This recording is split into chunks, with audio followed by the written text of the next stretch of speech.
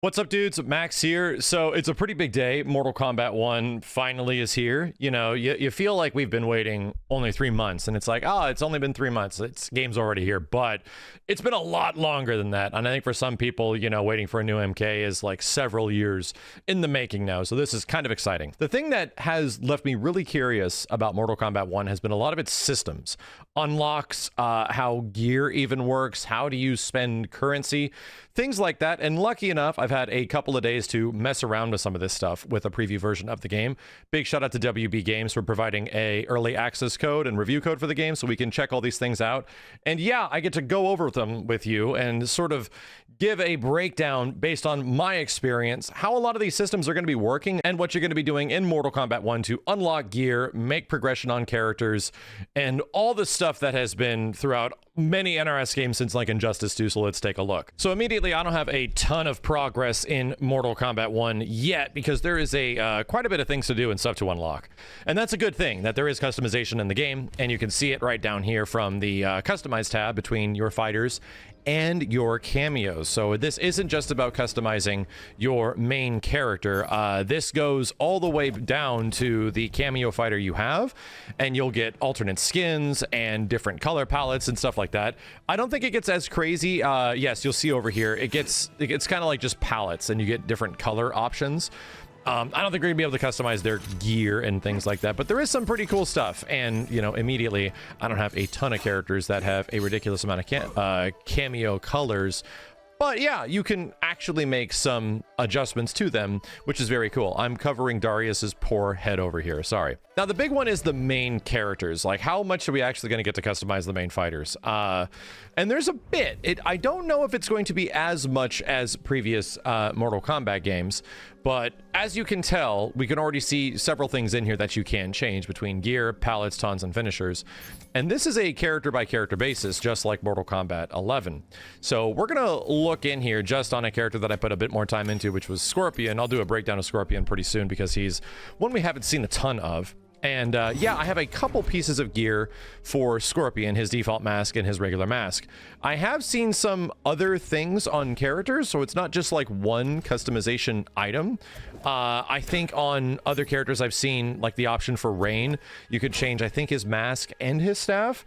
But ultimately, you know, the unlock process for these things isn't super fast, so I'm sort of doing it as it comes. But yeah, like the same thing happened for Smoke. I didn't like his mask very much, and you can customize that stuff out. There is definitely different complete skins and color palettes. So if you were looking for the same thing that Mortal Kombat 11 had to offer, that is also here. And I think on Scorpion, I might have a few different palette options just to demonstrate like how some of these look. Not dramatically different, but in the same way that Mortal Kombat 11 kind of had. In here as well, you'll notice taunts and finishers, and these are unlocked throughout the game as well. The taunts are your, you know, different ways that you can mash down, and you get a variety of them. The brutalities are also unlocked per character basis too. I don't know about the second fatality one. I haven't run into that yet. But yeah, I have like 4 different brutalities on Scorpion. The cool part is that this also applies to other characters. Let me actually go back to customize really quick. Or no, it's back here. It's in cameo. And I have seen cameos do brutalities, which is a very nice addition in my opinion, that we have a whole new set of brutalities for cameos. So that does something that is also something that does happen different than previous Mortal Kombat games, so I'm pretty excited about that. Outside of that, there's a few other things we need to talk about, and if you press the touchpad right here on the main screen, you're going to get like a big progress window of where you're at. At the beginning, you see opening quests as far as like what you have done. We're saving the story mode for later with your video games, but you know, I've done a few things in here, and you get at the end of it a big Scorpion mask. That's cool. But if we scroll over here to the right, you start looking at mastery, and what this kind of looks like is, well, sort of a battle pass situation for individual characters. Now, granted, this mastery battle pass looking thing, I haven't found like an actual like battle pass outside of this for individual characters. So this is sort of individual character progression that you can get, and as you can see, a lot of the stuff that I was talking about is already in here. They show you a couple of them that are ahead of where you're currently at. I'm at 7 right now. You can get all the way to 10. But yes, all my brutalities, like the different color options, a lot of that stuff was unlocked through just playing the character. I know the biggest question you have after that, well, how the heck do you rank up these characters?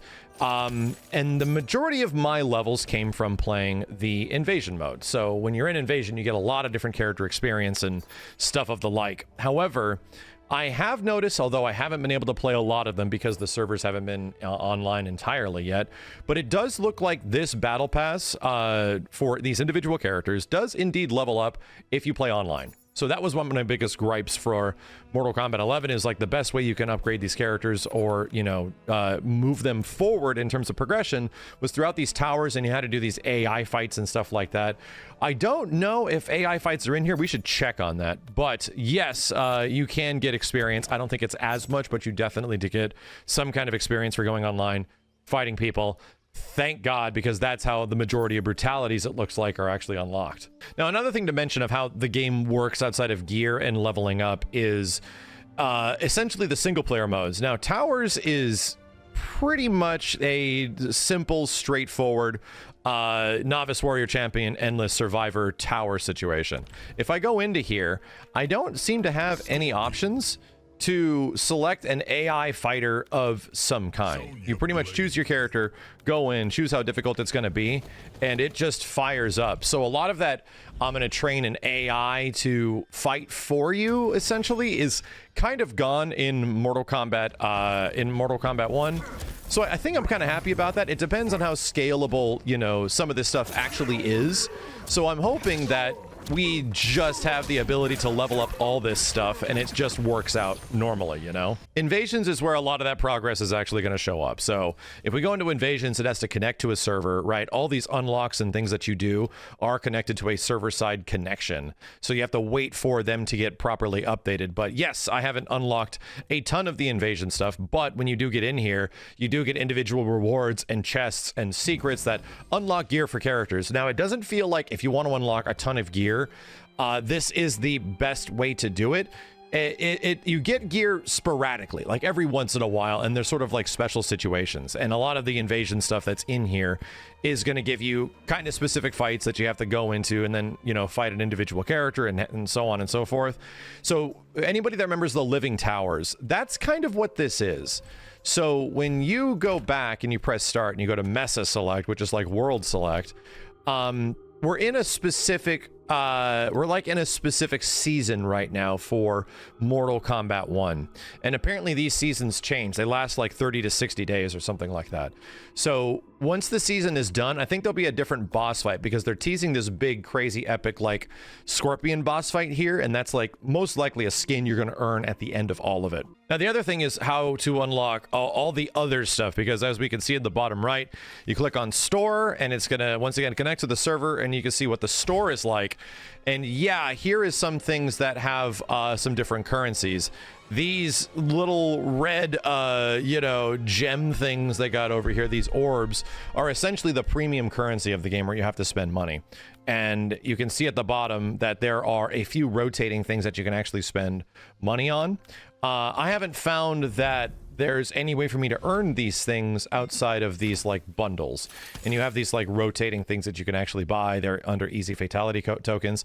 These red currency, I have not found a way to unlock them outside of potentially connecting to the store. And if we connect to the store, does this even work as of right now? It didn't before, it did not. So at the moment, that's not even functioning. However, they have these seasonal items, and I think this is attached to this specific season. Yeah, the season of the Spectre. And funny enough, this is available for every character. I'm pretty sure this is how this also worked in Mortal Kombat 11. So if we go to a character like Sub-Zero, you can see the featured items. And between every character in the cast, they all have featured items that are specific to this season. So we're going to click on Sub.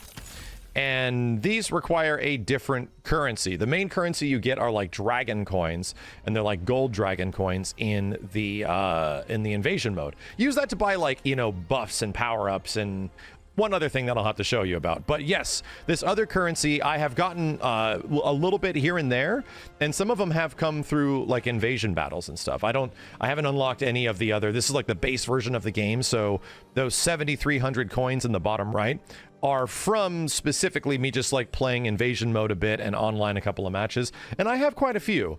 So the nice part is that these seasonal items are here throughout this quote-unquote season, and there is quite a few things to spend them on. I bought an extra smoke mask, which was kind of neat and didn't cost that much money. Some of the most expensive ones, like Sub-Zero's, was $6 grand, so that's really expensive. And that's about it. So you have this seasonal currency, this like season pass currency for this current season of Mortal Kombat 1, and that's looks like it's expiring in 50 days. So that's fascinating. We got premium items and you got seasonal items, and it seems like the seasonal items are the things that you get through in-game currency, similar to dragon coins. And like I said, dragon coins are mostly spent throughout invasion mode. However, there is something else. And if you go to the shrine over here, I think I might have dropped all of mine. The shrine does take dragon coins. And yeah, this is the same thing from Mortal Kombat 11. You remember, you put in 1,000 coins into this dragon. It barfs up some sort of collectible of some kind, and you get a randomized reward. That could be gear. It also could be concept art. And I have gotten a lot of concept art so far. I think I just got kind of unlucky. But this is where a lot of those dragon coins most likely are going to go. So, from my experience, the thing we haven't had a chance to try out too much of is ranked mode.